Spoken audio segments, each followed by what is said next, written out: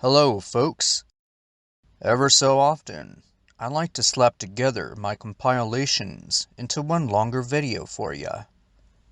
So for this video, I'll be doing just that.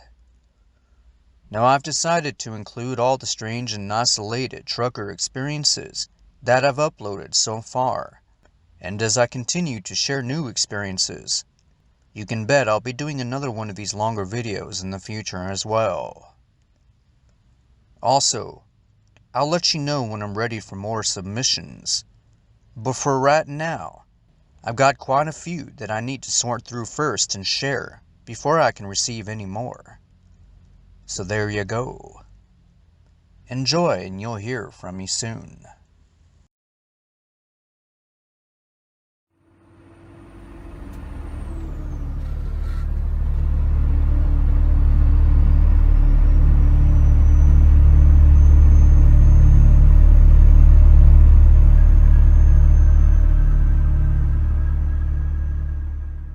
Hello, folks. I know a lot of you listening right now just might be doing so from the cab of your big rig while plowing through the long and lonely roads that keep us all connected here all over the U.S. I myself have spent a good amount of time out there on that highway, and I know just how rough and isolated it could sometimes be. So I thought I'd dedicate this compilation of listener-submitted stories to share with you. So here you go.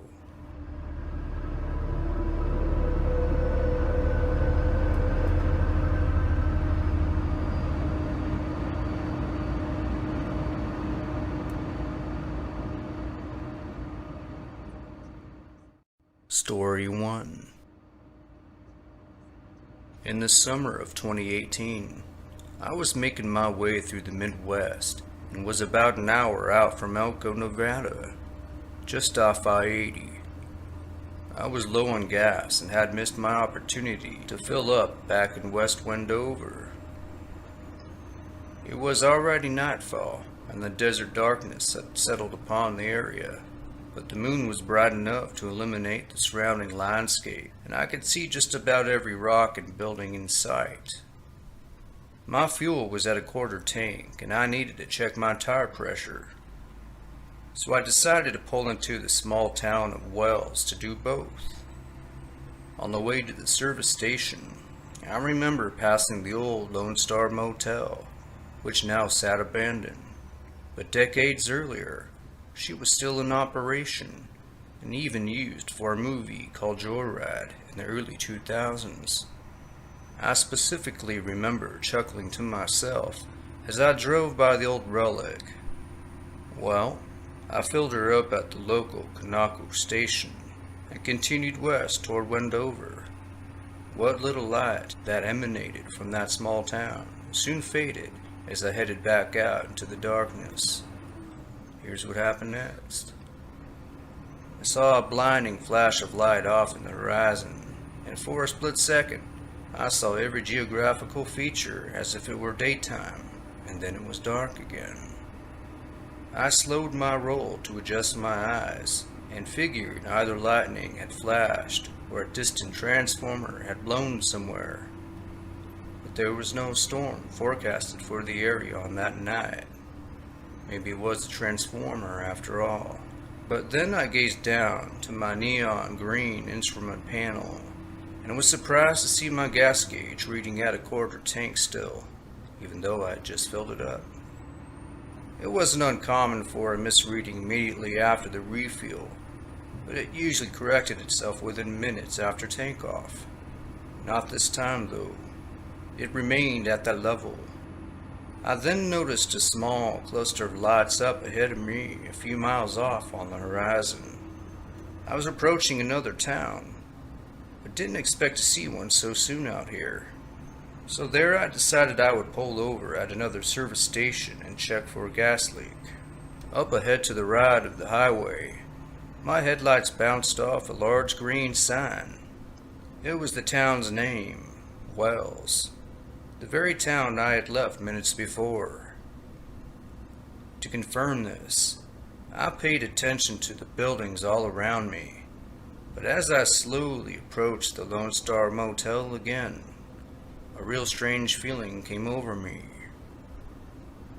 At this point, I pulled off to the shoulder and got out to collect my thoughts, as I was thinking I might be going crazy. But when I re-entered the same station moments later, I knew that this was different. I saw the exact same cluster of vehicles I had seen previously. I even checked the nearby garbage at that station for paper coffee cups I had disposed of on that first visit. But they weren't there. In fact, they were still littered on the passenger floor of the vehicle. Now, I have heard of similar time warp-like experiences on your channel, but never did I expect I'd be one of those listeners to send in my own story. Nothing happened after that, but hell, it sure gave me a good scare. Thank you for sharing my story, Rob.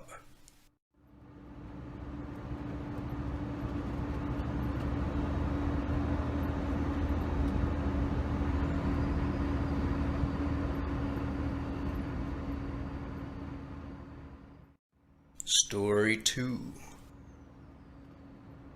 In the summer of '87, I had the unfortunate opportunity to drive through one of the harshest and loneliest roads in the country while transporting some company material in my 16-wheeler from Fallon, Nevada to Delta, Utah. I had a solid 400-mile haul in front of me through the old and dusty roads of US Route 50, a transcontinental highway stretching all the way from California to Maryland. The Nevada portion of it is an often cruel and unforgiving slipper slide with little to no signs of civilization. Breaking down in this hellish country can be a death sentence if you're unprepared or just down on your luck. But nowadays, the highway is more or less abandoned, and drivers usually take newer or alternative routes while transversing between state lines. But back in the 80s, it was still a somewhat well-traveled road by truckers seeking to shave off a few extra miles to meet their deadlines. Well, it was a particularly hot July afternoon, and I had just begun my trek. A sweltering blanket of heat covered the valley at temperatures of up to 105, zapping any ounce of moisture from the landscape. A few hours in, I came across an overturned semi that had completely jackknifed onto the highway median. Judging from her brake path, it looked fresh, like the wreck had just occurred minutes ago. Now, it wasn't uncommon to see old wreckage from cars and big rigs that had been abandoned from years past, but this one needed to be checked out. I had a moral obligation to do so. If someone was still alive inside, well, they sure as hell wouldn't be for long. I downshifted and pulled off to the side of the road, right behind it, creating a wide berth between my truck and theirs. I did this to prevent any chance of popping my own tires on any sharp debris and wreckage. To get the attention of anyone who might still be inside, I laid on my horn, but nobody emerged, even after about a minute of this.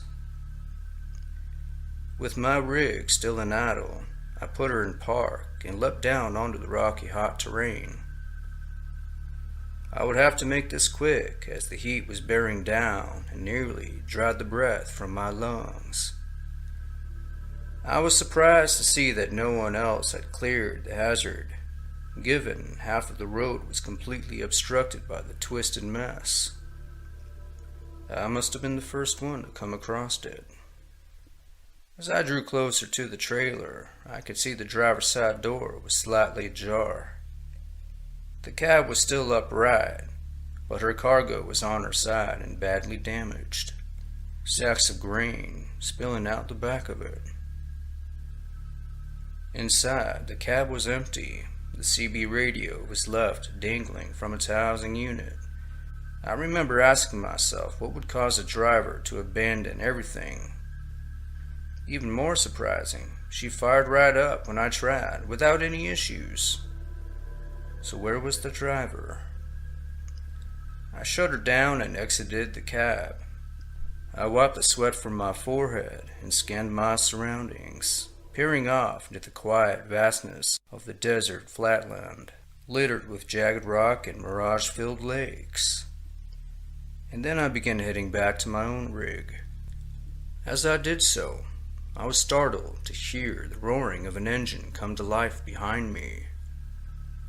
It was that abandoned truck, and even from where I stood, I could see nobody behind that wheel. I called out, expecting to see an injured person emerge from the rig, but nothing. The truck just stood there in idle, and I began to get an uneasy feeling about it. But without warning, the hiss from the e-brake sounded, and then shifted into drive as she slowly crunched her way forward toward the desert. I couldn't believe what I was seeing. The truck was driving itself. The trailer had broken from its joint as she continued rolling forward, and eventually picked up speed to around 10 to 15 miles per hour. The truck wobbled back and forth and squeaked, indiscriminately running over rocks and hitting small brush. And it just kept going, with the door still open, swinging back and forth as it did so. A few minutes later, the truck came to rest at a cluster of rock, completely incapacitated by the reckless maneuver.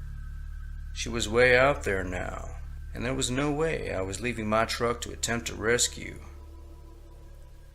But I did jump on my CB radio to report a 1050 vehicular accident, but was unable to connect to anyone in that region. I would have to leave the scene in order to call for help, and so I did.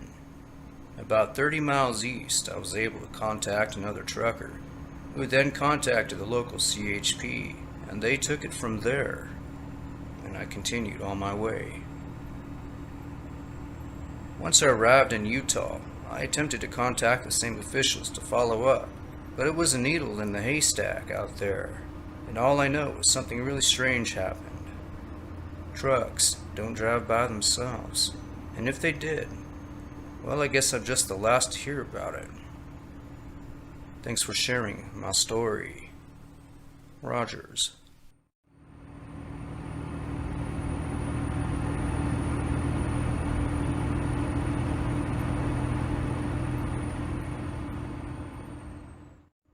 Story 3. I was driving home one night a few years ago, and I had not seen my family for about 2 weeks. Filled with excitement, I decided to take a shortcut through the back roads of Nebraska and into a desolated area I wasn't too familiar with, but I knew it would save me some travel time. It was about 3:30 a.m., and I had been on that particular road for about an hour. I remember driving through a corridor of dead and twisted trees. As usual, my radio was on, and out of nowhere, this horrible static began crackling through the speakers. A chill came over me, and then I saw it. Off to the side of the road was a man hanging from one of those trees, his body swinging from side to side. I stepped on the brake as fast and carefully as I could in that large truck, and studied the figure in my rearview mirror. I put her into park and hit the hazards before grabbing my coat, my gun, and my flashlight. I also grabbed my phone and began to dial 911, but emergency services were unreachable due to poor signal. I made my way through the shrubs, and when I reached the tree, I saw no one. I moved the flashlight around, thinking maybe the man had fallen down or had gotten free. I ran back to my truck and locked the doors, completely stunned by what I had just seen. As I fired up the engine and rolled forward, I peered into the rearview mirror again, and there he was, hanging like I'd seen him before. I had seen a ghost. I actually saw one. After that, let's just say I don't take shortcuts anymore late at night on that road.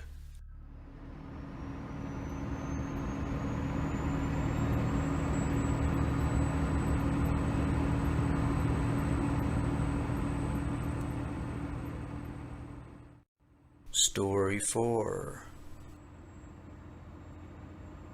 Some years back, I was on a shift we call meet and turn. This is where the driver that is domiciled out of the city will drive a load halfway to his destination, while the other driver that meets him halfway brings the load to its final destination. It was just after midnight when I arrived at the lot where we would meet. It was an area dark and surrounded by forest, and I had a little time to kill, so I took a short nap. About 10 minutes into my nap, I was awakened by a sound of a barking dog. I tried to ignore it, but it only grew louder and more persistent. At this point I was annoyed, but perhaps it was trying to alert me of something. So I sat up and looked out my window, and what I saw left me frozen in place. Standing there, just inches on the other side of the glass, was a man around 35 years of age, rather large, and he was barking at me. I know how this may sound to you, but his eyes were crazy and he was foaming at the mouth. Of course, I jumped about a foot back, thinking the man was on drugs or just pure insane. The sheer creepiness struck me, so I reached down and started my truck. And when I looked back up, I didn't see the man anymore.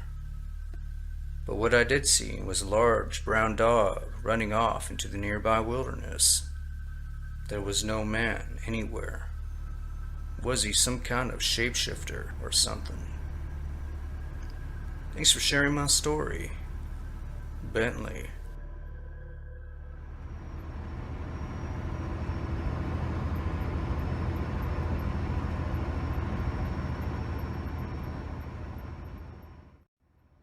Story 5. I used to drive between San Francisco and Cheyenne, Wyoming, a few times a year for work. It's about a 16 to 20 hour drive depending on the weather. Well, my second time driving that route, my truck began making this odd grinding noise, like I had just ran over something that had gotten stuck underneath. This was around 2 a.m., and I pulled up to a shady rest stop and woke my traveling buddy, who was asleep next to me. As we both exited the truck, I began to explain the noise to him when we were interrupted by what sounded like a child crying. There wasn't a car in sight, as the rest stop was completely lifeless that time of night. Now, we had heard stories of child trafficking and kidnappings in that region, so we decided to check it out. We grabbed our flashlights and made our way over to the pair of bathrooms where the noise was coming from. As we drew near, we realized it was coming from the woman's side. It was a low, dull sobbing, and we prepared for the worst. We walked in, expecting to see a beaten or abused woman, but every one of those stalls were empty. My buddy saw a small window and opened it up as the whimpering stopped. We stood there a moment, just staring at each other, and then back at the window. It's one of those windows that closes and opens from side to side. You could blame it on the wind, but there wasn't a single lick of it anywhere. We were out of that bathroom in seconds, and as we headed back to the truck, the crying continued again. We had nearly forgotten about the grinding noise until we re-entered the highway, so we pulled on to the next shoulder we could find. As we examined the tires, we saw a red and silver scrap of metal that had gotten stuck underneath, and it would take a mechanic to remove it without puncturing the tires. But luckily, we were still able to get to where we needed to go. Shortly after, another buddy of mine, who's a mechanic, took a look at the problem. He told me that it was a piece of scrap metal from a child's bicycle. I don't know if this is somehow related to my experience back at that rest stop, but it was one of those experiences I will never forget. Thank you for sharing my story, Jonathan.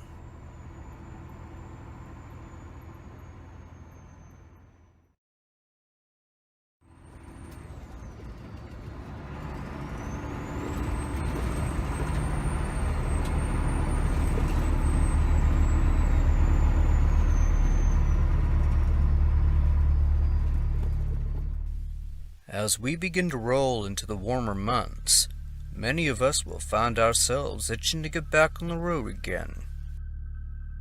So whether you're in it for the long haul or just out and about, these strange and spooky trucker experiences will give you a little insight on what may be occurring on those long and lonely roads that keep us connected all over the U.S. So here you go.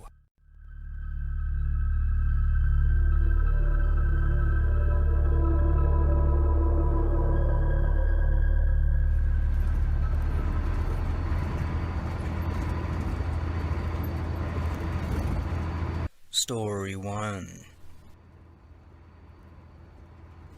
Late one night in April, I had just filled up at a Sinclair near Park City in Utah and was carrying a load of timber to Reno, Nevada.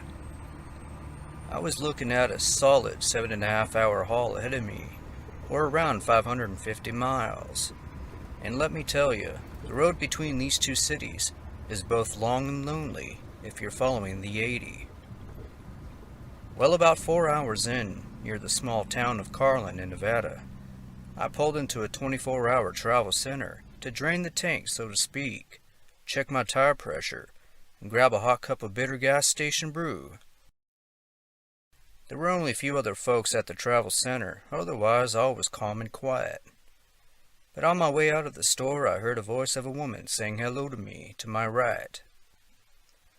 I turned to see a young and attractive 20-something-year-old woman holding a duffel bag in both arms. She was a bit dirty and disheveled, but otherwise seemed to be somewhat level-headed. She explained to me that her ex-boyfriend dropped her off and abandoned her at the center after an argument they had. She asked if I might be willing to drop her off at the next town down the road, at around Battle Mountain. At the time, I had been a lone ranger for a long while, and was most certainly open to the idea of a little female companionship, so I accepted. I bought her a hot cup of joe, and we'd gotten to talking a little bit more before she jumped in and we headed west. It would only be a short 40-minute drive, but what occurred in that short amount of time in that small section of road still haunts me to this day. We began the drive with small talk and chatted about trucker life. She explained her situation a bit more before revealing how she actually ended up at the travel center. But this is where it gets weird. She stated that nobody else at the truck stop would help her, even when she offered them gas money. In fact, she stated that nobody even acknowledged her presence. Now this got my attention as she was attractive, but what did those folks see or know that I didn't? Why didn't they help her? Something about this whole situation seemed off. Personally, I didn't receive any red flags from the woman, as I'm a big fella, so if she tried anything, I was quite confident I could handle it. Even though I wasn't really getting any bad vibes from her, I felt a sense of sadness come over me. At one point, silence filled the cab and she nodded off to sleep. Poor thing looked exhausted, probably needed it. I began fiddling with the radio, trying to pick up something more relaxing, or maybe even a weather report, as it had been raining the last week or so. The silence was then interrupted by a loud burst of radio static, and the instrument panel on my rig flickered. Well, that was odd, I told myself. Hoping it hadn't awakened the girl, I turned to see an empty passenger seat right next to me. I nearly slammed on my brakes, spilling hot coffee all over my lap. But even the pain from the hot brew wasn't enough to stop me from the world of disbelief I was in. The woman had vanished, along with her belongings. The passenger door was still shut, and the window still rolled up. I must have sat there on the side of that highway for over an hour, trying to figure it all out. Hell, I even got out and examined the brake path I had created when I first reacted to her strange disappearance. I backtracked, walked the highways, searched the nearby fields. I even searched the belly of my truck and between the tires. But no sign of her was anywhere. There was nothing I could do at this point, as the woman was gone. Then I started to wonder if I was completely delirious and had imagined the whole thing, as I was a bit sleep-deprived. But when I returned to the cab and saw the half-empty cup of coffee that I had bought her sitting exactly where she had left it, I was convinced that I had just picked up a ghost or spirit of someone who once hitchhiked the area. There was no other explanation for my experience, and the only logical one was a paranormal one.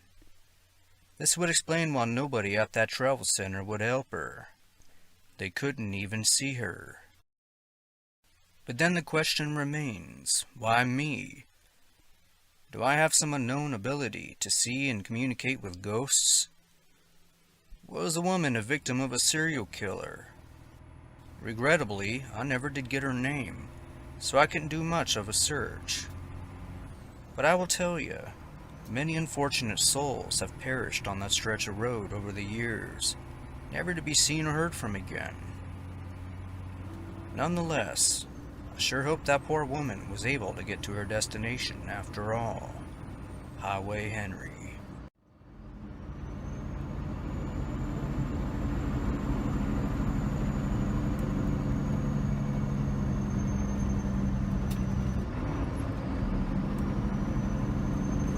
Story 2. I was one of those folks who got to experience firsthand what it's like to be trapped in the middle of a powerful snowstorm in the state of Colorado. So back in the winter of 2006, that's exactly what happened. At the time, I knew the weather would be rough, but little did I know how rough it would become. Yes, I was a bit naive, and thought I could just ride it out, as I usually did. I had a good 3-hour drive ahead of me, but only made it about a third of the way before my 16-wheeler tractor-trailer slid off the road and buried itself in a snowbank. The snow was coming down in sheets, and the road plows just couldn't keep up. Visibility was at a minimum, and the winds were just ruthless. There was no way in hell I was getting out of there to flag for help until conditions improved. But I knew I would most likely be stuck until next morning, so I accepted that.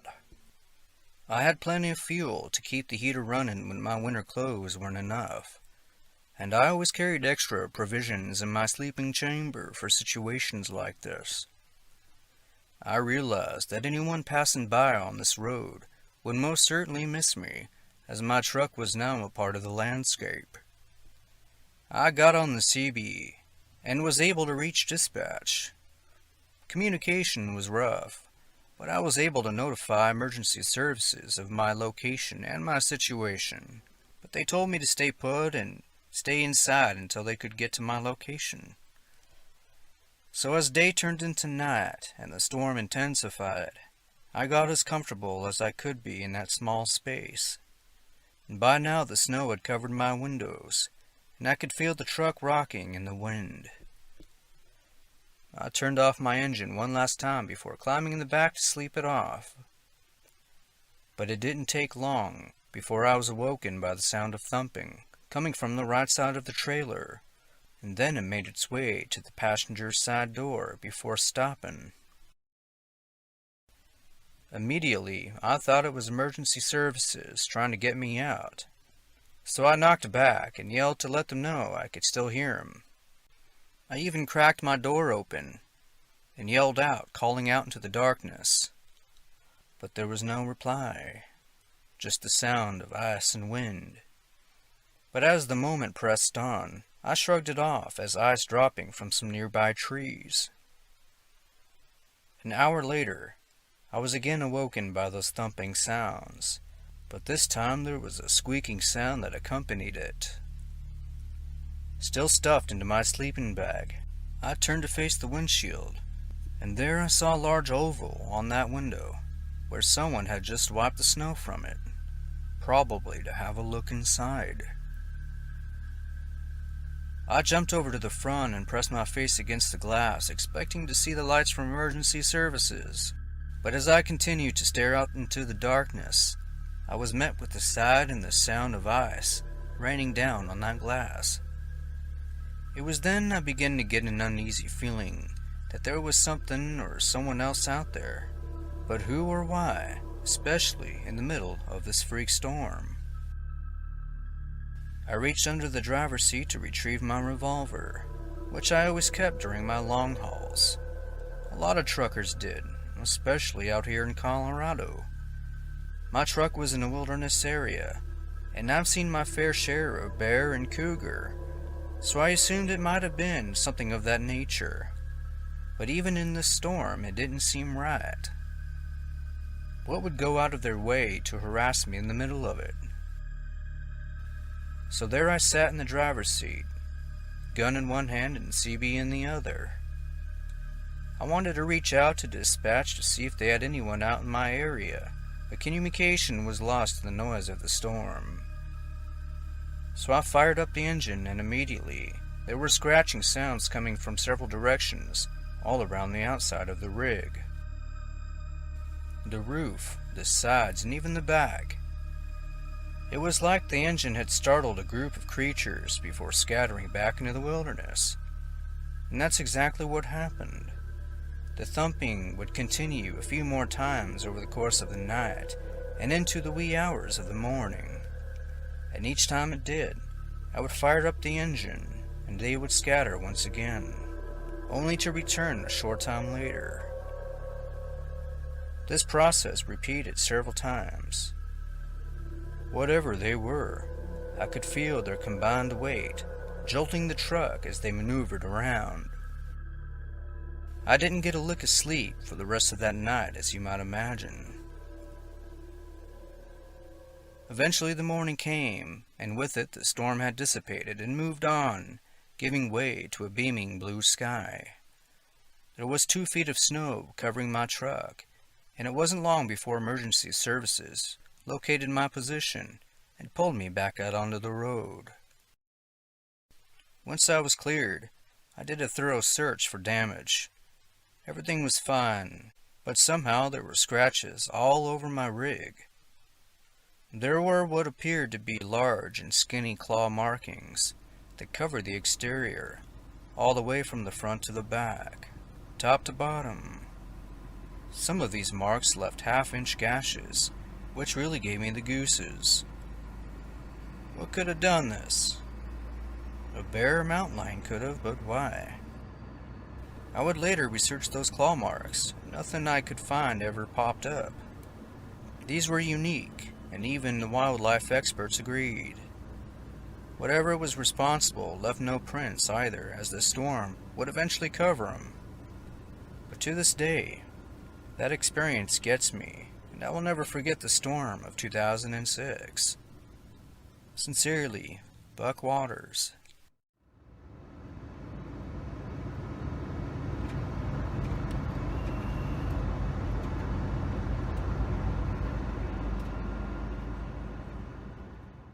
Story 3. If you ever get a chance to go visit Route 66, there are quite a few sights worth seeing, and even today you can still access certain sections of the route. though the majority of it was eventually decommissioned in 1985. The entirety of it is dotted with historic motels, roadside attractions, and many other old gems that are sure to send you back into the old western days. Standing along the 66 west of Amarillo, Texas, is Cadillac Ranch, a row of 10 caddies, half buried in the earth, standing up facing west, ranging from the 1949 Club sedan to the 63 Sedan DeVille, a sure stop for any car enthusiast or anyone in the area. Last spring, as the pandemic began to take shape, I took a little road trip out there to get away from the chaos of Austin life. So on the third day of my trip, I arrived at the ranch just off I-40. I'd gotten there a little late in the day, about 3 or 4 that afternoon. There were a couple of other folks walking back from the site, which is around a quarter mile from the main road. So when I set out and eventually arrived, I held the whole thing to myself. I took my sweet time admiring the graffiti-covered cars. One by one, I examined them, from oldest to newest, paying attention to their tail fins and the evolution of their design.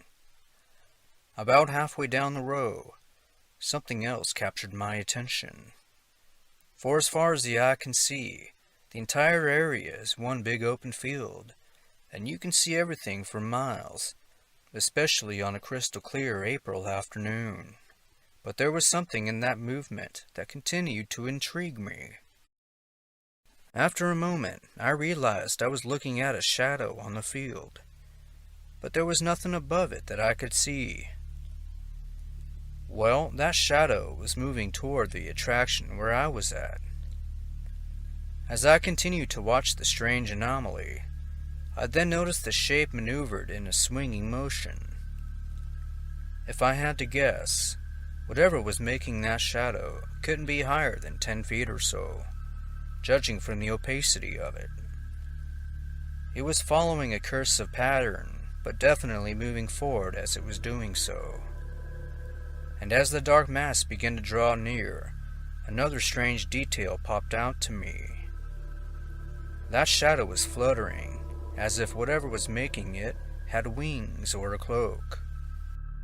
Something invisible and unseen to the naked eye was gliding above that field.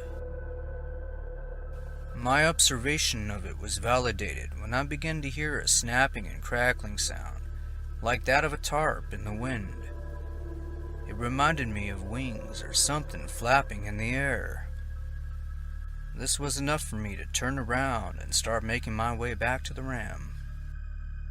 At this point, the thing was about 50 yards out, and the closer it got, the more I realized the sheer size of it. Judging from the towering shadow it made, the thing must have been around 8 or 9 feet tall, and just about the same in width, from wingtip to tip, if it even had wings. But I was done trying to figure this thing out. I had to get back inside my truck. Despite my feeble attempts to outrun it, I could hear those swooshing sounds gaining up on me. And when I turned to see how close it was, it disappeared out of sight. My relief was short-lived though, as I noticed the shadow was now ahead of me on that dirt path.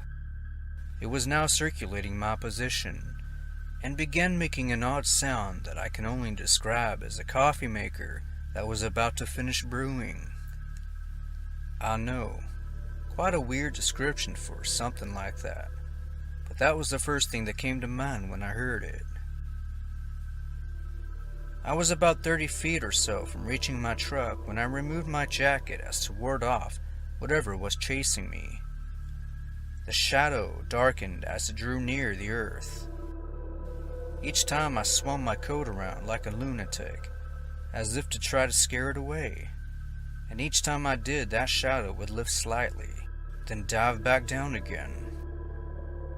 The swooshing was loud this time, and I can actually feel the breeze it was creating as it repeated this several times.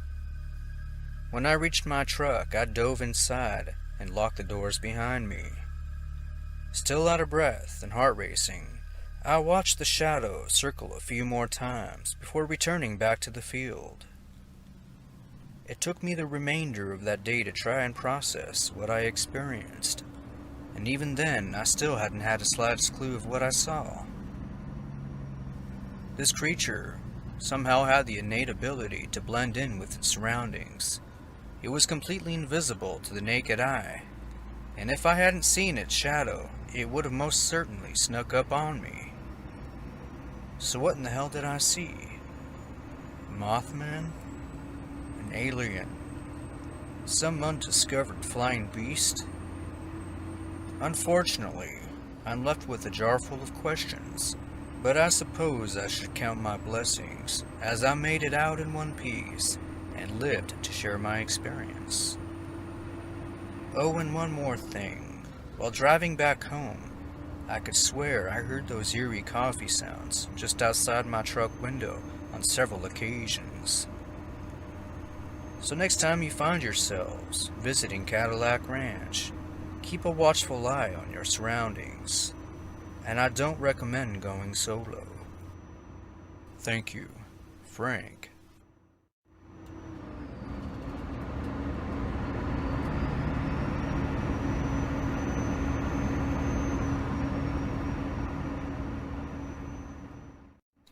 Story 4. A couple of seasons ago, I was making a delivery just outside of Mount Baker on State Route 542 in Washington State. It was a cold and foggy April night, and I was about 6 hours away from my destination. I was extra tired from working overtime the last several weeks and drank more than my fair share of coffee. After fueling up at a nearby 76, I checked my tire pressure and topped off my thermos. Traffic was light. A good night, I told myself. About an hour later, my bladder weighed heavy, and I had to relieve myself. The next rest area wasn't for another 45 minutes or so, but I couldn't wait that long, so I began looking for a place to pull over. Wasn't long before I spotted a shoulder large enough to accommodate my truck. I pulled in and put her in park before leaping down onto the rocky earth. I walked to the rear of the rig and proceeded to do my business. But before I could do so, a line of traffic came out of nowhere from both sides and I felt exposed. So I went to go find a tree. I walked about 10 yards to enter the nearby trees just to find cover, and finally I did, and I could pee in peace. After finishing, I turned around to head back to the truck, and felt a crunching sound under my boots. I fished my phone out of my jacket and turned on the flashlight feature. I realized that I had just stepped on bone, and there were pieces scattered everywhere. And I don't mean from one or two critters, but from several large animals. The bone fragments were everywhere, and it went far into the woodline. I didn't waste any time getting out of there. As I turned to head back, a strong gust of wind kicked up, but then I felt a sharp object hit the back of my head, and it landed near my feet. I peered down to see another bone fragment, and when I looked up to follow the source, I was stunned to see several large skeletons hanging from the tops of those trees, about 30 or 40 feet above me. Some of these carcasses had been there for quite some time, as they were barren and free of flesh, but others looked as though they had just been killed and hung. There were deer, a couple large cats, and even something that resembled a horse. And it just kept on going, for as far as my dim light would allow me to see. In a panic, I sprinted back into the safety of my truck, got in and locked the door behind me, as this seemed like something quite illegal. After I collected myself, I made the decision to phone the local authorities to report my grisly discovery. I gave them all the details I could remember, including the location. They thanked me and stated it was probably the work of poachers in the area. But something else told me that wasn't poachers. If it was, why the hell would they leave everything? I myself have done my fair share of hunting, and this was different. It didn't make sense to me then, and it sure as hell still doesn't make sense to me now. Even my hunting buddies would agree. So what in the devil was this place? The carcasses didn't appear to be strung up with rope or any other kind of man-made apparatus. It was like they'd been strategically placed there, wedged between some branches or whatever. I sure as hell hope the authorities took a nice hard look at the area and were able to get to the bottom of it. Thank you for sharing my experience. Lewis.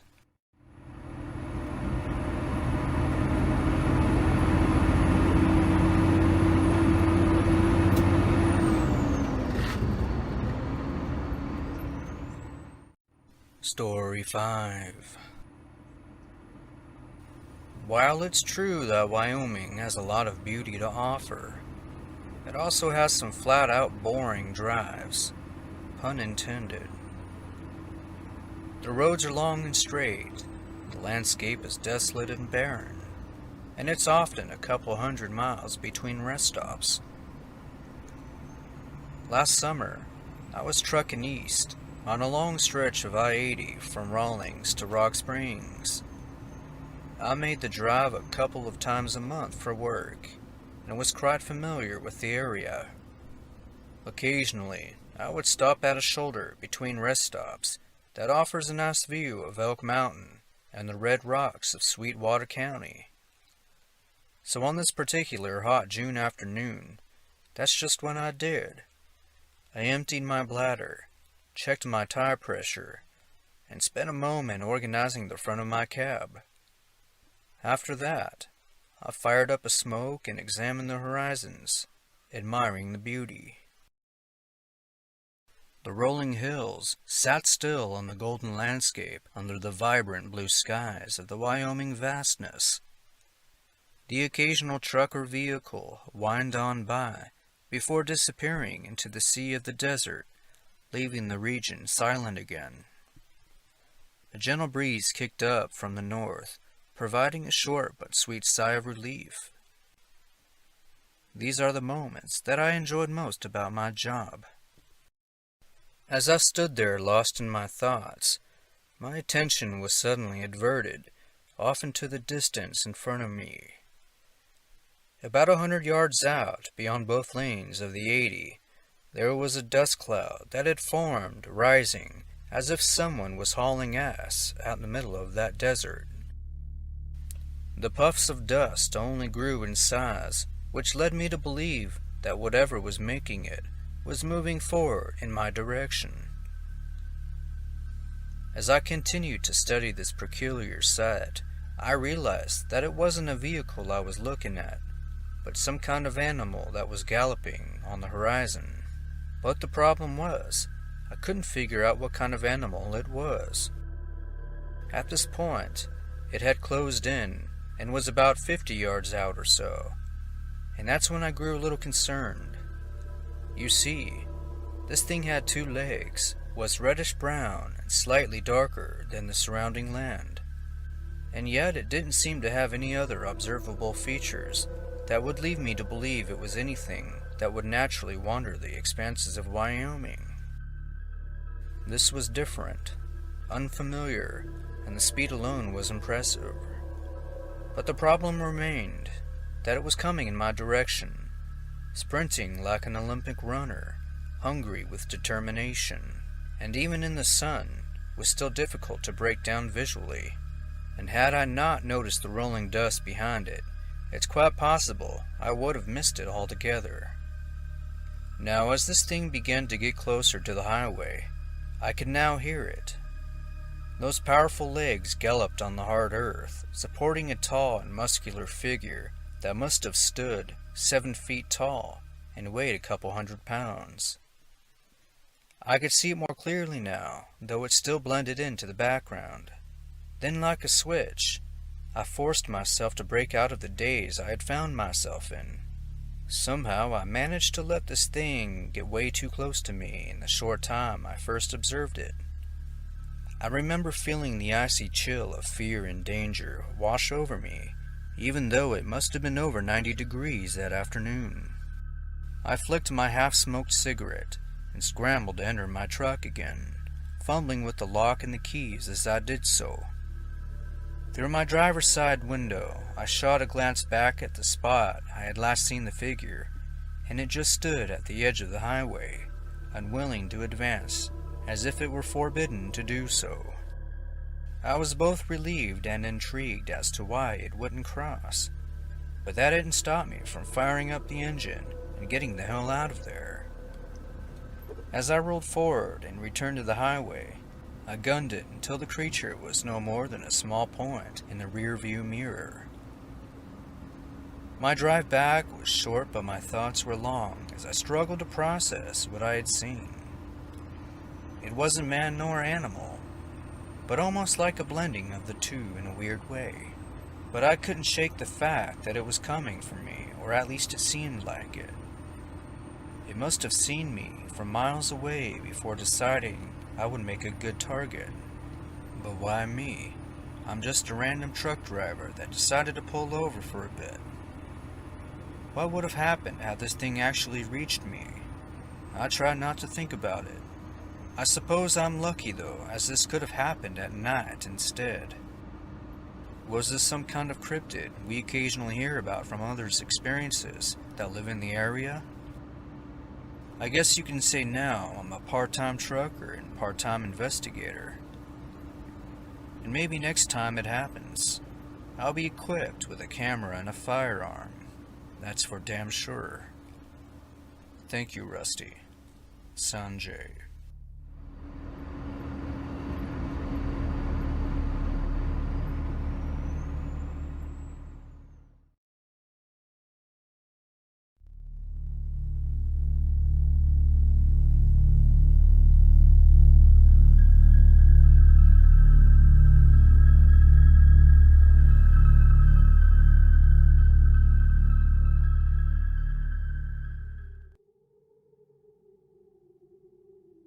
Being a truck driver can often be a lonely job when you're out there on the open road where anything is possible. Well, for the folks featured in the following stories, that's just what they experienced. Loneliness, uncertainty, and some high strangeness. Here's a few more isolated trucker experiences that'll make you rethink everything you may think you know about the highways that keep us connected all over the U.S. So here you go.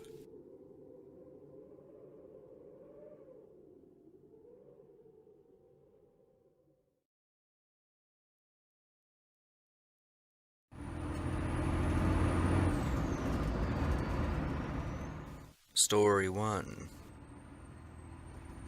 My experience is more strange than it is scary, but I suppose that just depends on how you look at it. Well, late one night, while driving my company's bright red, brand new Peterbilt across Highway 30 in Iowa, I saw something that made me see the world in a much different way. I must have been somewhere between Des Moines and Omaha, near the small town of Jefferson. There was a fresh layer of snow that accumulated on the road, reminding all drivers to take it slow and easy. Traffic was light that night, and a major storm was forecasted for the following several days. I was headed east on my way to Lyons, Illinois, not far from Chicago, to deliver a load of company material, with a solid 5.5-hour drive ahead of me. Well, I'm one of those weird truckers who likes to decorate my truck while out on the road, especially during the holidays. Well, a few days previous, I had mounted a set of fake antlers on the roof of my rig and attempted to create a nose just above the grill with some red Christmas lights. You know, the the classic Rudolph look. But it ended up looking more like something out of a bad dream. My coworkers all thought it was a clown with antlers, but that's beside the point. So let's get into the experience. It must have been around 10 or 11 p.m. when I passed through Jefferson on that cold and quiet night.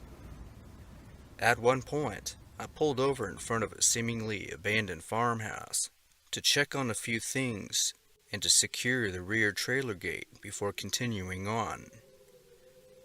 But as I did so, I noticed another trucker approaching from the opposite direction, heading west. But there was something about that oncoming truck that made me do a double take. It too was bright red, was a newer Peterbilt model, and he too had decorated his truck with a set of antlers on the roof and attempted the same nose job with red Christmas lights. Even though it was dark, the truck's night lights were more than enough for me to make out those details. But as he drew near, he slowed his roll as if trying to get a better look at me. Yes, plenty of truckers decorated their trucks in similar ways, but this was downright identical to mine. And when I could finally see the driver through his window, well, my jaw hit the floor, and from the looks of it, so did his. He wore a red flannel, green cap, and had a beard as long as the Mississippi, just like I did. But instead of tipping our hats to one another or giving a horn's hello, we just sort of looked at each other, and this strange feeling washed over me. It was not only the feeling of bewilderment, but also a sense of familiarity. With my hand still gripping the trailer door, I was frozen as I watched the trucker roll on by, and eventually disappear around the corner. We both shared the same reaction, and in that very moment, time had stood still. Had I just seen my doppelgänger, or was this some kind of strange coincidence? Well, I sort of brushed it off as so, and continued on my little journey east. But it gets stranger. Not more than a couple days later, as I was making my return trip west, I arrived back at Jefferson at around 10 or 11 p.m., just like the other night. And when I reached the outskirts of town, that strange feeling washed over me again. Up ahead, I saw another truck that had pulled off to the side of the road in front of an old farmhouse, and then it clicked.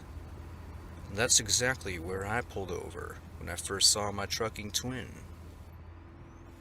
As I slowed to get a better look, I noticed the set of antlers and red lights exactly where I had placed mine. Everything about it was eerily identical. The driver was standing near the rear of the trailer, holding onto the back door handles, watching me as I slowly rolled on by. And he too was the same. Everything from the red flannel, green hat, and long-ass beard. And I can tell he was surprised as I was. Once again, we locked eyes and our jaws hit the floor. I guess the weirdest part about this whole experience was how we just sort of stared at each other without a single greeting or gesture. It was like we were forbidden to do so, a gut instinct that told me to keep moving on and not to stop and acknowledge the guy. So I guess from what I gather here, I was both the trucker on that shoulder and the trucker driving by him. I saw myself literally from two different perspectives and two different times. Logic told me the first time was just a coincidence. But when it happened again, that same logic took a 180 and jumped out the window. This was definitely spooky, but also kind of cool at the same time, as I look back on it. But then again, I'm just one of those weird truckers. I hope to see similar stories that folks may have had in the comments section. Hats off to you, Rusty, and thanks, Weirdo Wayne.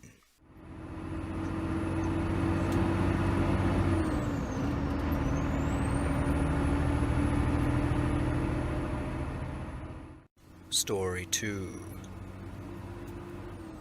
Last January, I was making my way from Redding, California to Reno, Nevada, when my big rig broke down just outside of an old, nearly abandoned town called Doyle. Apparently, the load of lumber I was hauling proved to be too much for the company's timber lorry, which had seen better days and its fair share of service requests over the last couple years or so. Well, I just so happened to break down in the late hours of the night, which explains why it took me forever to actually get through to the company's sleepy dispatch unit. I described the issue as best I could: a grinding noise under the hood, followed by a stack of smoke that surrounded me on that tiny sliver of highway. "Hold tight, someone will be there within the hour," the dispatcher said in a grumpy tone. This was, of course, after we concluded the issue could not be resolved without the help of a service mechanic. After ending the phone call, I turned off the ignition and stepped out of my rig to set up some hazard cones. After that, I leaned up against the butt of the trailer and waited. It was cold and quiet now, but at least I was out of the smoky cab and getting some fresh air. Off in the distance, I could see the tiny, faded lights of the homes that scarcely dotted the landscape. But other than that, complete and utter darkness. I kept my brake lights on so I wouldn't be completely invisible out there, as I knew a vehicle could swing on by at any moment. But I was far enough off the road that it wouldn't be a problem. As I continued to analyze the situation, my thought process was broken by the sound of a creaking metal door. I knew this wasn't just the sound of hot metal cooling and contracting, as the engine had been off for around 30 minutes or so by this point. This was the sound of a squeaky passenger side door that I had personally opened and closed 100 times before. I knew that sound. I immediately shot a glance around the corner, only to see the passenger door wide open as the light from the cab poured out into the darkness. But in that light was a shadow of something moving vigorously inside that cab. Something skinny, lengthy, and bony. And even though I couldn't actually see it, the shadow of it was quite unsettling, and I felt a sinking feeling in my gut. I had nothing to protect myself with if this thing decided to attack. I was armed with a phone and a pocket full of change, probably the worst thing I could have in my pocket while trying to remain stealthy and quiet. I honestly don't think it knew I was back there, because the erratic behavior it was making told me otherwise. The creature, or whatever it was thrashing around inside, digging through my clothes and personal belongings. I decided to take this opportunity to get off the ground and elevate myself, as I knew I just might have to if this thing decided to come looking for me. And that is exactly what it would do just seconds after I carefully and quietly scaled the top of those logs in the back of my trailer. At this point, I had positioned myself flat on my back to remain as hidden as possible. I could hear it now, huffing and puffing, as if it were trying to follow my scent.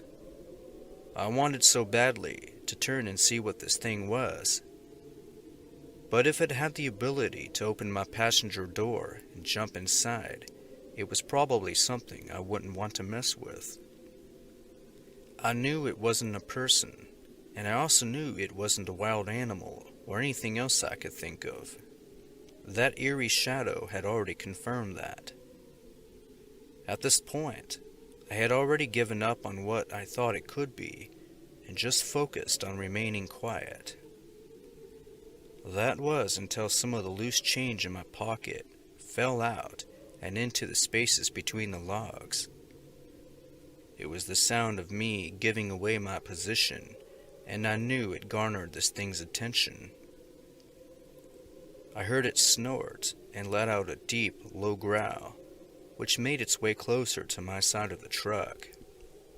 In a split-second decision, I grabbed what loose change remained in my pocket and flung it over my head onto the highway, relieved by the sound of metal landing on asphalt. After an agonizing moment of silence, I could hear it moving away and out toward the road, sniffing and snorting as it did so. As the creature examined the coins, I heard the distant sound of another truck approaching from the west. I slowly turned my head to face the direction of where I thought the creature might have been, and that's when I caught a glimpse of it as the oncoming truck's headlights illuminated a strange-looking figure on all fours that didn't appear much different than the shadow I had seen earlier.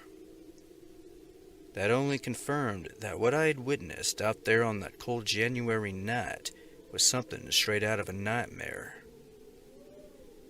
Well, the truck approached, but this thing was long gone by the time it rolled on by, and it took everything in me from leaving my position to try and flag down for help, as I was uncertain how much longer the service mechanic would take.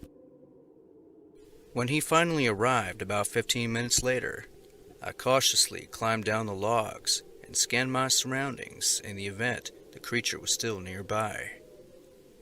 But as far as I knew, it appeared to be gone. I grappled with the decision to share my frightening encounter with the mechanic, but there's no way in hell he or anyone else would believe it. So I told him I had seen a mountain lion nearby, and that we needed to be aware and hurry up to fix the damn problem. The man agreed, and it only took him a minute for him to find the issue. A blown head gasket and a major oil leak, something that would require hours of work. But the good news was, the company decided to set me up in a hotel room at the River Inn in Susanville while the mechanics dealt with the issue. As I went to retrieve my belongings, I could now see the full scope of mayhem this thing created during its wild attempt to find me, and it stank in there, not just from the smoke of the engine, but like really bad breath. I grabbed what little clean clothes I could find and left with the mechanic in his truck. I was never so relieved to leave that area as I was that night. The repairs were done the following morning, and I was allowed to continue my haul, but not before cleaning the hell out of my cab and sterilizing it. When I made my delivery in Reno that afternoon, I requested a new truck and a new assignment. Since then, no more isolated hauls between Reno and Redding, and I was cool with that. Well, that's my experience. Thanks for sharing my story. C.J. Wallace.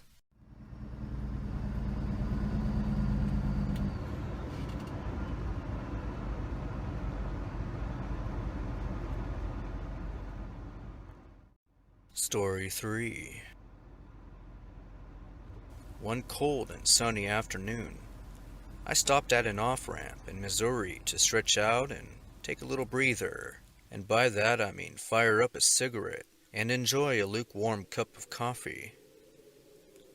This stretch of road was pretty remote, and there was nothing but empty ranch land for as far as the eye could see. Well, as I'm taking in the views, a little girl from nowhere emerges from behind my truck and begins giggling, completely catching me off guard and causing me to spit out my coffee. My initial reaction was, what in the hell is a child doing all the way out here in the middle of nowhere? Before I could respond, the girl says, "Hi, mister. You're going to be okay. Don't worry. Now utterly confused, I asked her what she meant by this, but she didn't respond. She just stood there with her arms behind her back and kept giggling. She must have been around 8 or 9 years young, wore a garden green dress and a pair of brown rain boots. Expecting her parents to be nearby, I looked from side to side and all around me in every conceivable direction. "Where are your parents?" I asked as I turned back to look at her. But the very spot that she had been standing on seconds before was empty, and there was no more giggling. I hurried over to my truck, looked under and all around it, and even inside. She was nowhere to be seen. She just vanished into thin air, leaving me completely perplexed and with a road full of questions. You can imagine my thought process as I quickly finished my cigarette and left. For a long while, that little girl's statement replayed itself in my thoughts. You're going to be okay, don't worry. Later on down the road, I realized I forgot to gas up at my last stop when the warning light on my fuel gauge came on. So I scrambled to look at my GPS for the nearest service station. It was about 32 miles away. I knew quite well that I wouldn't make it that far before running out of gas, but I had to try. Well, to my amazement, I actually did it. As I rolled up to the truck stop, my rig began to sputter and the engine began to die. I ran out of fuel right as I got to the pump. What were the odds of this? By now the cold night temperatures had moved in, but even so, I felt a warmth, reminding me of what that little girl had told me at my previous stop. I can't explain how she appeared out of nowhere, only to disappear just as quickly. Was she some kind of spirit or guardian angel? Well, I'm not sure about that, but the whole thing brings a smile to my face when I think about it to this day. Gearhead Gary.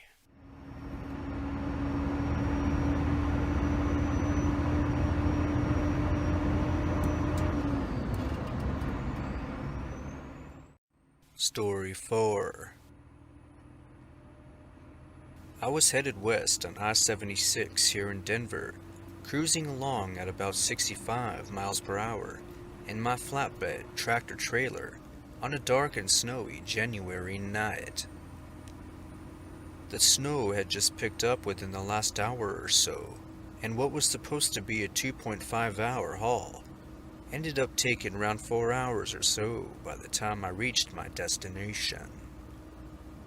I deliver vehicles for a living, all kinds of them. On this particular run, I was delivering a fresh supply of cars to Enterprise in Laramie, Wyoming. I had 7 vehicles on the trailer, 2 Kias, 3 Camrys, a Corolla, and a RAV4. Half of these were brand new, while the others were previously rented out. With there being so many Enterprise locations, it's not uncommon for large shipments of cars to be allocated between branches based on their demand. Well, on that quiet and seemingly routine night, I noticed something bizarre about one of these cars. I first noticed it while glancing at the rear view mirror, and then again while I pulled off to the side of the interstate. The trailer was a double-decker, 4 cars on the bottom, 3 on the top. The blue Toyota RAV4 was situated near the front at the top, and was the first vehicle I saw when I looked out the back window. Well, as I was passing a series of well-lit billboards, I happened to glance into the rear view mirror to check on the vehicles. Something I did countless times, considering the payload I was hauling. But on this particular look, I saw something strange in that RAV4, as the front of it was positioned to face my back window. I saw a man sitting in the driver's side seat, peering out at the windshield and looking directly at me. I nearly spit out my coffee, as absolutely no one was supposed to be in those vehicles. As I passed under the lights of those billboards, I could see him for a split second each time I did so, illuminating what appeared to be the silhouette of a man in uniform. It was dim, but I could see the tan-colored, military-style jacket he wore, and his dark hair appeared neat and parted to one side. But once I passed the boards, it was dark again, and I could no longer see the man. That's when I got the heebie-jeebies and immediately pulled over. Once I did, I grabbed my tire thumper and exited the truck. With my hazard lights flickering on and off, I could once again see the RAV4, but the man wasn't there. As I rounded both sides of the truck to see if the stranger had exited, I could see that he had not. The stowaway must have either ducked down or jumped into the back seat when he realized I could see him. Well, I climbed up the back of the trailer until I reached the top deck, where I began to slowly and cautiously examine each vehicle until I made my way to the RAV4. Even through its tinted windows, my cell phone light was able to illuminate the dark cavities of that car, and it was showcased spotless. Nothing or no one was inside. I proceeded to open the back door as the driver's side was inaccessible from my position. Again, I saw nothing as I physically examined the interior. But I had an eerie feeling with me in that car for the entire time, and I decided not to be in there any longer. I was stumped. Could he have gotten out without me actually noticing? Sure. I suppose he could have.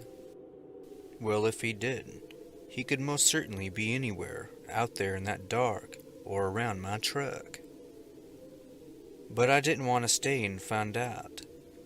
So I rushed back into the warmth and safety of my cab, locked the doors, buckled up and re-entered the highway, with my eyes staying glued to the mirrors. It would be another 10 minutes until I reached a well-lit area that gave me a clear look into that RAV4, and that's when I saw him again, sitting frozen in that driver's side seat, staring directly in my direction. The first time I could explain it as a stowaway, but the second time is what really got me, as I knew I had examined that vehicle several times, locked it up, and kept a watchful eye as well after I left the area. But there he was, sitting exactly where I had seen him before, uniform and all, looking lifeless as a porcelain doll.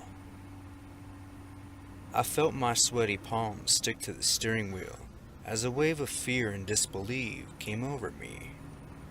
Well, that's when I got on my phone and Googled the nearest police station, and decided to pull in so they could have a look at it as well, and I could finally get the son of a gun out of there. Not long after, I pulled into a CHP office near Longmont and phoned in my situation. 2 officers met me out front as I pulled up, and the 3 of us conducted a thorough search of not only the RAV4, but all 7 vehicles. So if the 2 armed officers weren't enough to persuade the stranger to reveal himself, then I don't know what would. The 3 of us searched another 20 minutes or so, but there was no sign anyone was in those vehicles, or on the trailer for that matter. Besides, it was below freezing out there, and the fresh layer of snow that surrounded the truck was also left undisturbed. I felt a little relief knowing the officers confirmed that nobody was inside, but at the same time, I felt unnerved, not knowing where the man could have went in between stop A and stop B, with the three of us searching every conceivable area.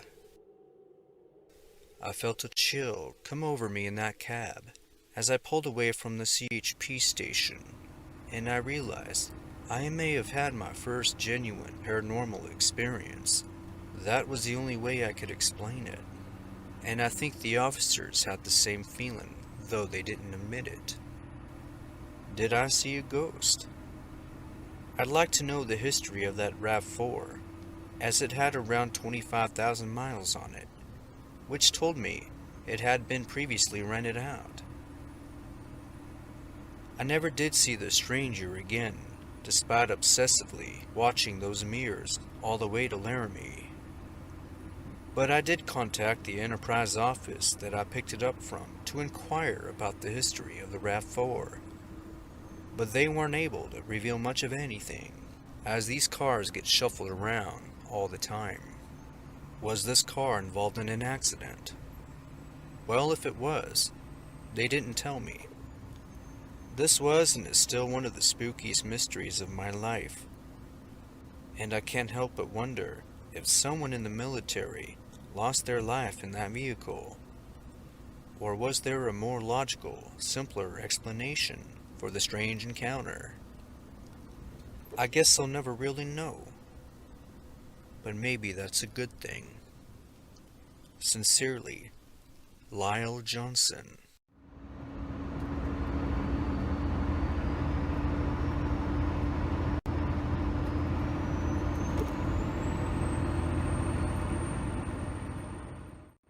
Story 5.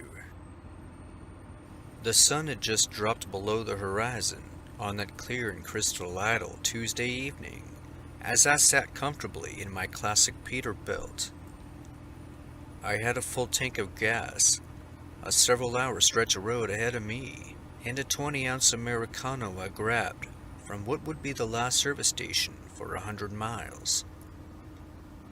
My journey began in Dodge City, Kansas, and my destination would bring me all the way westward toward the Great Basin of Nevada and through U.S. Route 50 in Utah. What would have been an otherwise smooth and routine drive ended up being more of a pain in the ass at first, and then it just got weird from there on out. All was good until I reached the 335-mile portion of the 50 that is dubbed the, quote, loneliest road in America, as it is one of the least traveled highways in the country. This was actually my first time through it, but I had researched it several times prior to my run, so I would be a bit more familiar with it. By the time I entered this stretch of road in the wee hours of the morning, my legs were stiff and my lower back sore, so I decided to pull over at the next opportunity onto a shoulder that was big enough to accommodate my rig. The refreshing cold morning air filled my cab as I put her in idle, opened the door, and leapt down onto the hard earth below. My headlights carved a path ahead in the darkness, revealing all the little imperfections of the road, scarred from years of time, oil streaks, and truckers like myself. I did some light stretches and kicked off a round of jumping jacks to get the blood pumping, my weapon of choice for a quick and effective warm-up.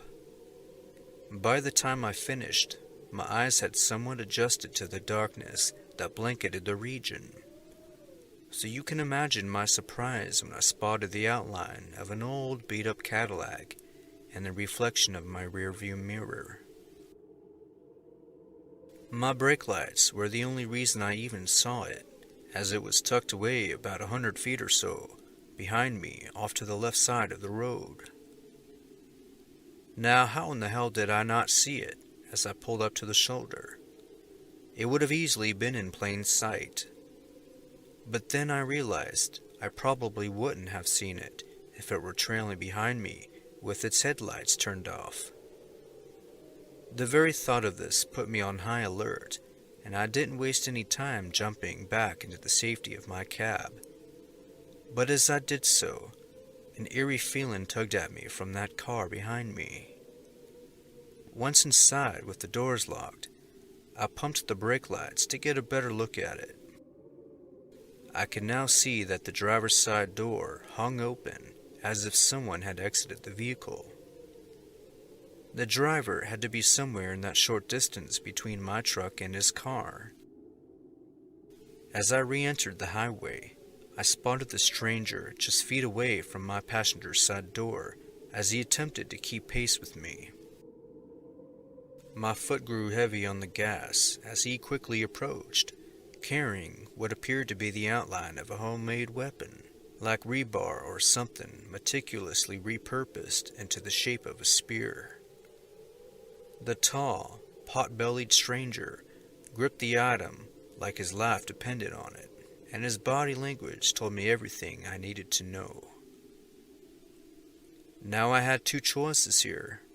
One, I could do the smart thing and gun it, hoping he wouldn't follow in pursuit.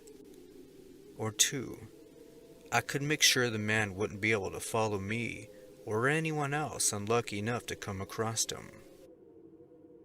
So I went for the second option and decided to disable that old caddy, which from the look of it wouldn't take much to do. So in my haste, I rolled to a stop and shifted into reverse, almost angered by the inconvenience of doing so under the strangest of circumstances. As I backed up and gained momentum, I angled the rear of the steel trailer to the front of that caddy. At this point, I didn't really care where the man was, as he had bigger problems to deal with by the time I was through. I succeeded in backing into that old set of wheels, hitting it hard, smashing in the right grille, taking the front tire clean off. If I didn't know any better, a smile formed on my face as I saw the stranger panic and run away from the scene. It worked. The suspect was gone. I left the area soon after and filed a police report, giving the location of the caddy. The officers thanked me for being vigilant and believed the man may have been responsible for several attacks in the area over the last year or so. Many witnesses have reported the caddy near the scene of those crimes, but somehow he was never caught in the act. Well, I suppose I'm content in knowing I disabled his ride, making it that much harder for him to continue his crime spree in the future. Though, I wish I could have disabled him as well. Well, that's my experience, and hopefully you, the listener, will never have to go through this. But if you do, don't be a hero, unless of course, you're 100% confident you could do some damage. That's all there is. Thank you, Harley.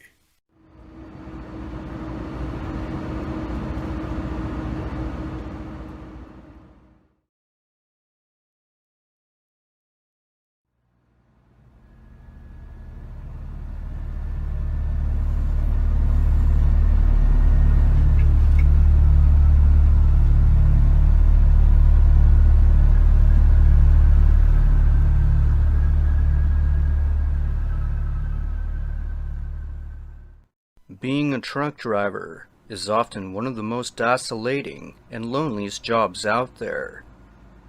And because of that, many find themselves in some pretty odd and unusual situations. These are their stories. So here you go.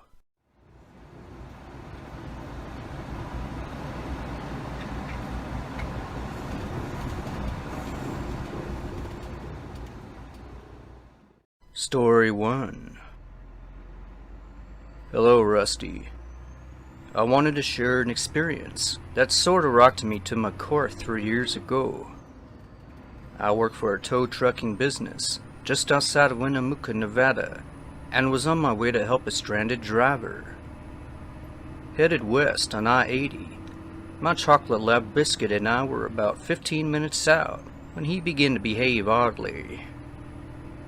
Now he usually sat right next to me in the passenger side seat most of the time, and added some companionship on those long and lonely nights. Well, on this particular cold February night, Biscuit became restless and agitated, jumping around, whining and whimpering about something I just couldn't quite put my finger on. Before we left the house, I fed him and let him out to use the potty like I do before every trip, so that wasn't it either. This was different, and the tone in his whimper wasn't that of excitement, but that of worry. Imagine the reaction your dog has when going to the park versus going to the vet.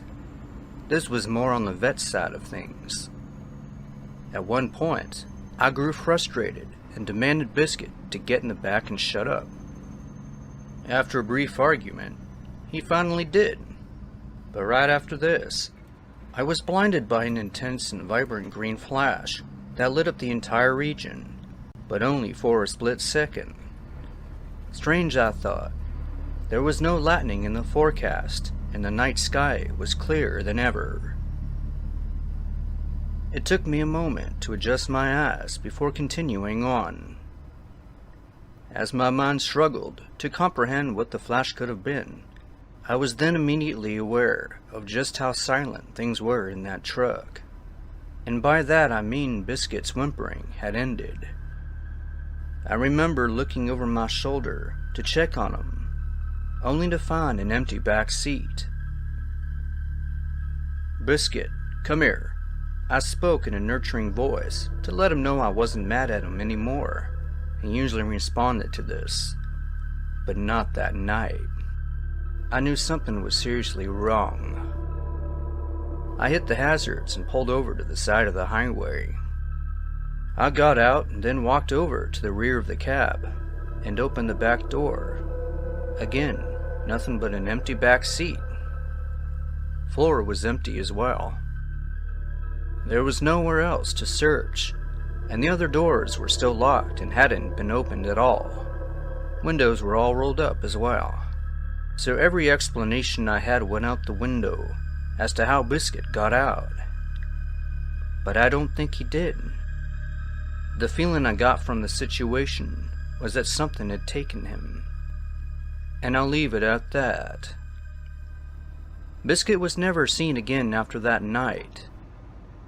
Right after the incident, I phoned a coworker buddy of mine, and he offered to help the stranded driver when I went out to look for Biscuit. I spent the remainder of the night and searched clear into the wee hours of the morning before taking a break. The next day was spent combing the sides of the highway on a 25-mile stretch of road, calling several nearby businesses to see if they had spotted a dog. Nothing. Well, that was 3 years ago now, Rusty. I appreciate you sharing my story. Jason.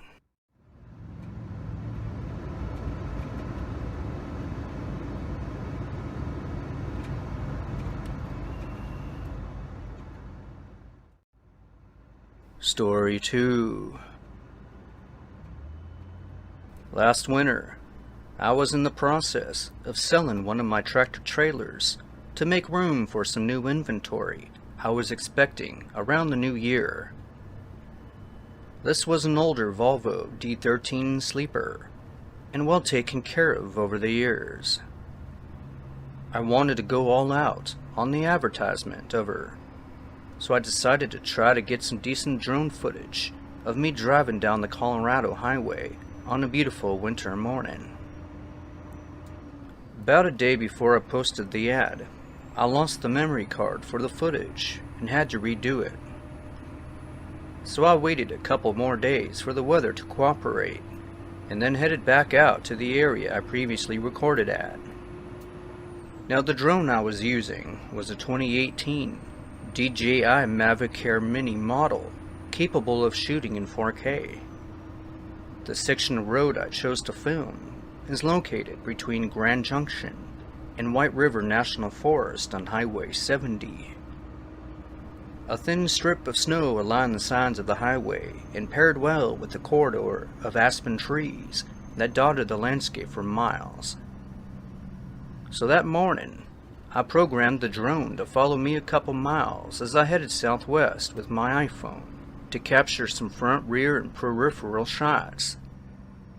After a few minutes of this, I pulled over onto a section of road overlooking the Colorado River to examine the footage I just collected. Well, I was disappointed to see that all the footage had come out extremely blurry and dark. I checked the camera lens and ran a simple test, and everything was fine. So I put her back in the air, waited for a line of traffic to pass, then re-entered the highway. Like before, the drone followed closely behind as I watched it from my phone. All of a sudden, her movements ceased and her signal was lost. Well, it was merely just seconds before, when she was looming overhead, no more than 30 feet. I tried to listen for the drone's familiar whine, but all I found was an empty, quiet, blue sky. Now, my first thought was maybe it had glitched out and flung itself into the wilderness. But when I re-examined the drone's flight path, which was still displayed on the phone, it showed the flight ended directly over the truck. So where the hell did it go? Well, I then retraced the path that I had driven and checked the roads, expecting to see a broken and twisted piece of technology, but there was no evidence of it ever crashing. The nearest group of trees wasn't anywhere close to where the drone had been last seen, so I rolled that out as well. So what happened in the final seconds of that flight? I had no choice but to accept defeat and move on. What really bothered me about this was not losing the drone so much as the effort I tried putting into getting that aerial footage. All 3 attempts to do it failed. That is one hell of a coincidence, and something tells me I wasn't meant to get that footage. Well, I eventually sold the truck, and that was that. But thanks for letting me share my experience. It's definitely a strange one. Roadhog Randy.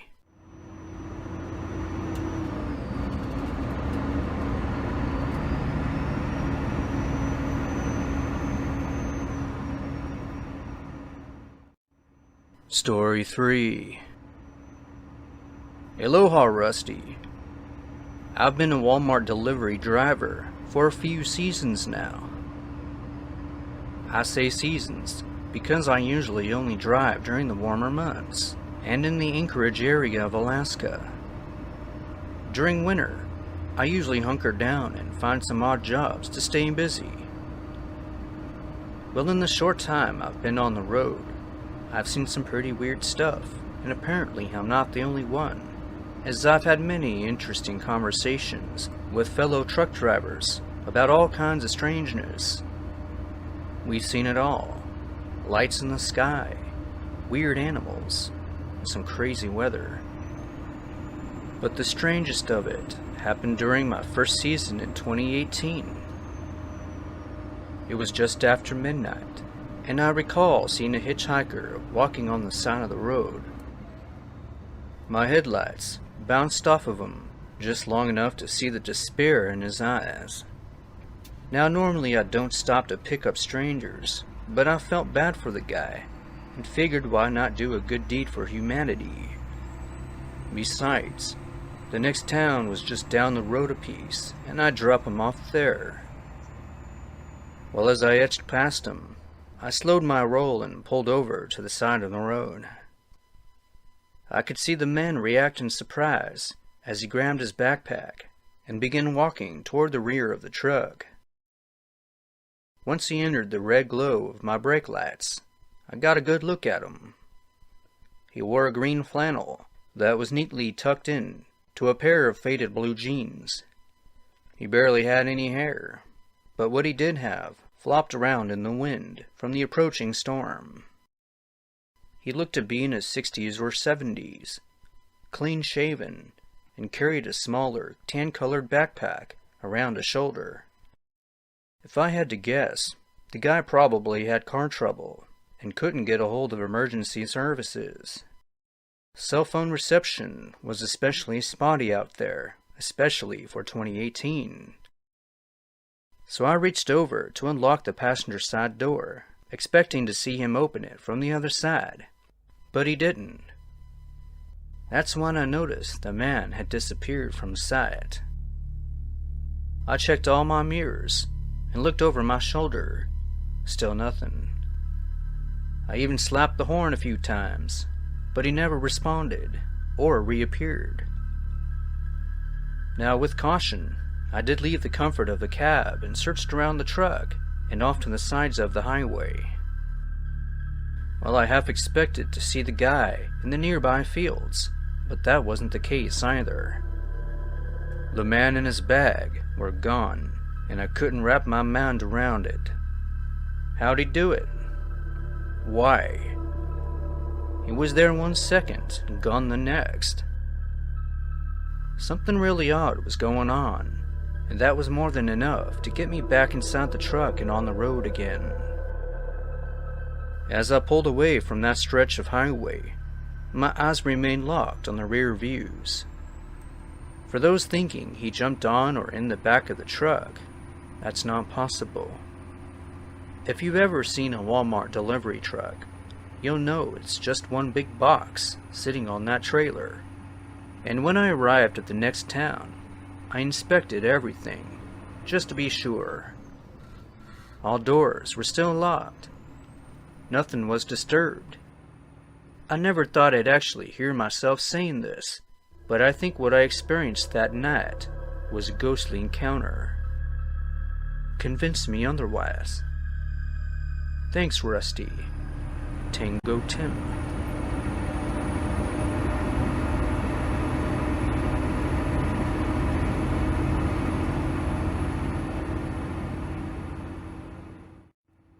Story 4. Last month, I had myself a bit of a fright after stopping at the Gold Run Rest area inside the Tahoe National Forest just outside of Roseville, California. My job was to transport a bed of vehicles from Sacramento to Reno, and usually took me around 3 hours to do it via I-80 East. Although this was a routine drive, I hadn't actually been to that rest area prior to that night.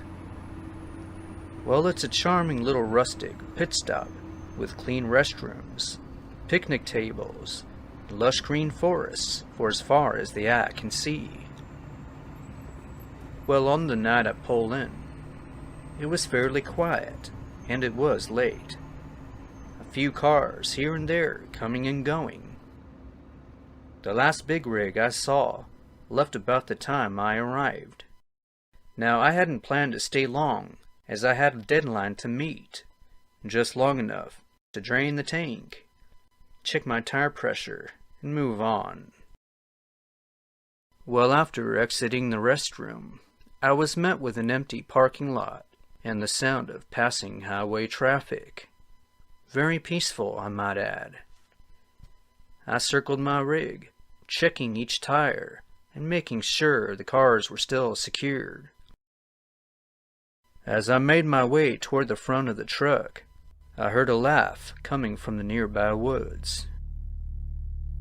The only other guest had left moments ago, and I was all alone out there, or at least I thought.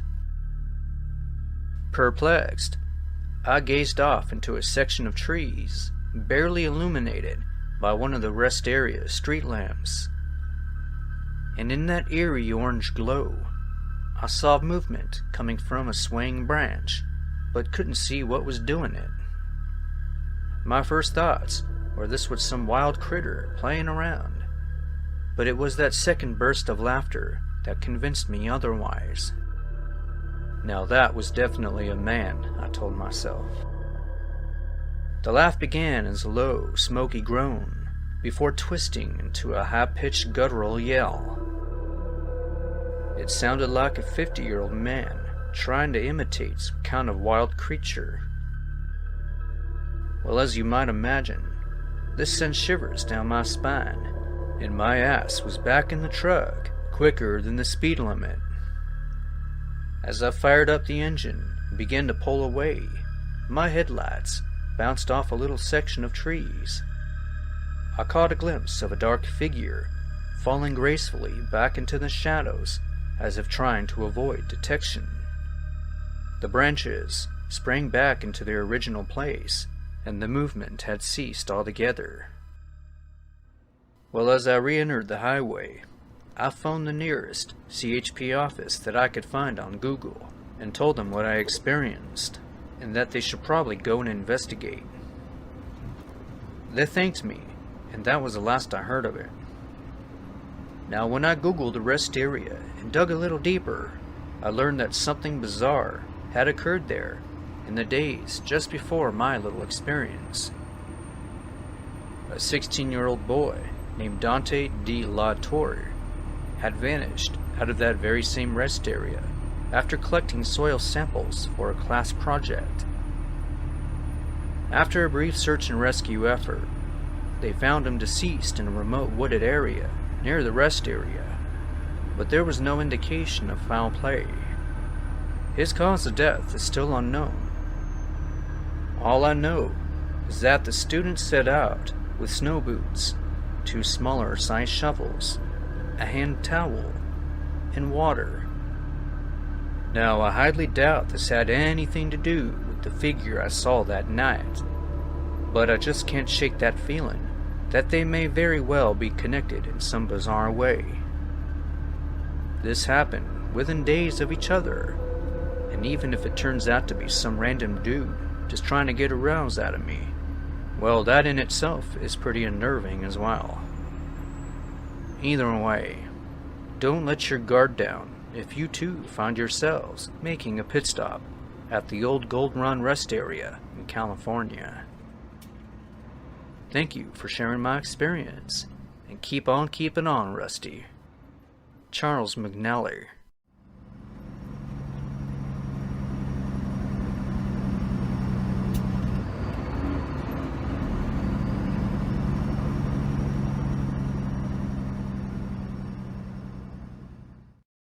And there you have it.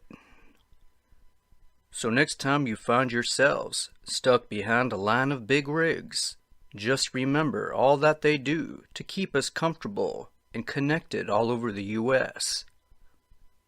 Thanks for listening, and you'll hear from me soon. Good night.